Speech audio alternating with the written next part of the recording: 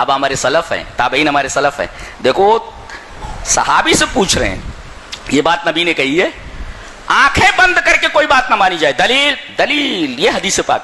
وعن عدی بن حاتم رضی اللہ تعالی عنہ قال اتيت النبي صلى الله عليه وسلم وفي عنقي صليب من ذهب فقال يا عدي اطرح عنك هذا الوثن وسمعته يقرأ في سورة براءة اتخذوا احبارهم ورهبانهم اربابا من دون الله قال اما انهم لم يكونوا يعبدونهم ولكنهم كانوا اذا احلوا لهم شيئا استحلوه واذا حرموا عليهم شيئا حرموا. رواه الترمذي في كتاب تفسير القرآن. امام ترمذی رحمہ اللہ کتاب و تفسیر القرآن، جہاں انہوں نے تفسیر قرآن کا چیپٹر باندھا ہے، وہاں یہ روایت موجود ہے حضرت عدی بن حاتم سے. یہ حاتم تائی کے بیٹے ہیں، عیسائی تھے، یہ مسلمان ہوئے.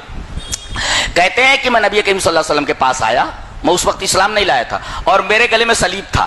وہ کراس ہوتا ہے نا، کراس، وہ سونے کا کراس تھا. صلیب من ذہب یعنی کراس میڈ آف گولڈ.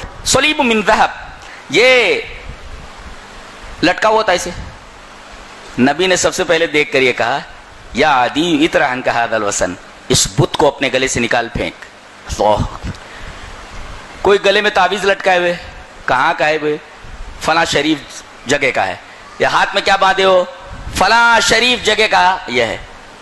مسئلہ دھاگے کا نہیں ہے، مسئلہ صلیب کا نہیں ہے، مسئلہ دھاگے سے جڑے ہوئے عقیدے کا ہے کہ یہ جو ہم نے دھاگا پہن رکھا ہے یہ فلاں بابا صاحب کے مزار کا ہے اور بابا صاحب ہمارا پروٹیکشن کر رہے ہیں. مسئلہ دھاگے کا نہیں ہے، مسئلہ صلیب کا نہیں ہے، مسئلہ اس دھاگے اور صلیب کے ساتھ جڑے ہوئے عقیدے کا ہے. اسی وجہ سے نبی نے کہا یہ بت ہے، یہ بت ہے. کہہ رہے ہیں بت ہے یہ جی. پھر آپ نے وہ آیت کریمہ پڑھی، انہوں نے اپنے پیروں کو اور اپنے علماء کو اللہ کے علاوہ رب بنا لیا ہے. تو حضرت عدی نے کہا کہ اللہ کے رسول آپ ایسا کیسے کہہ سکتے ہیں؟ ہم نے اپنے درویشوں کو اور اپنے علماء کو رب بنا لیا ہے، ہم کہاں ان کی پوجا کرتے ہیں. تو کہا مسئلہ پوجا کا نہیں ہے.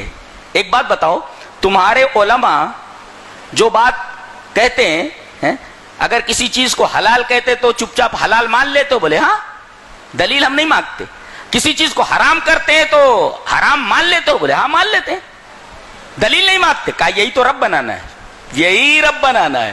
اس کا مطلب یہ ہوا کہ کوئی بھی مسئلہ کوئی بیان کرے، اگر اس پر قرآن کی، رب کے فرمان کی اور رسول اللہ صلی اللہ علیہ وسلم کی حدیث موجود نہ ہو، ہم اس کو نہیں مان سکتے. یہ منہج سلف ہے، یہ سلف کا منہج ہے. یہ ہمیں وہاں تک پہنچنا ہے، سورس تک.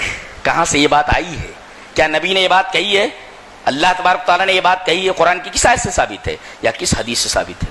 جی سمجھ میں آیا؟ آنکھیں بند کر کے کسی بات کو نہیں ماننا ہے. اور آنکھیں بند کر کے آدمی ماننے لگے، حلال کہے تو حلال، حرام کہے تو حرام، آنکھیں بند کر کے، دلیل کچھ بھی نہ ہو، یہ رب بنا لینا ہے اپنے علماء کو اور اپنے درویشوں کو. یہ منہج سلف نہیں ہے، یہ منہج خلف ہے. یہ لوگ آج کرتے ہیں، کر لیا جائے تو کیا حرج ہے، کر لیا جائے تو کیا حرج ہے. یہ منہج سلف نہیں ہے. ارے بھائی کھانا رکھا ہوا ہے، نبی نے کہا بسم اللہ کہہ کر کے کھاؤ. اچھا اب کوئی کہے میں سورہ فاتحہ پڑھ کر کے کھاؤں گا، کیا حرج ہے؟ آیات ہی تو ہے، برا کیا ہے؟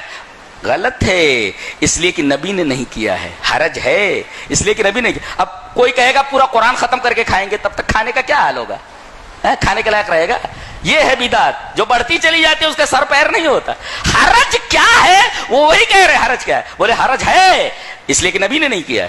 لقد کان لکم فی رسول اللہ اسوۃ حسنہ. چلے گا؟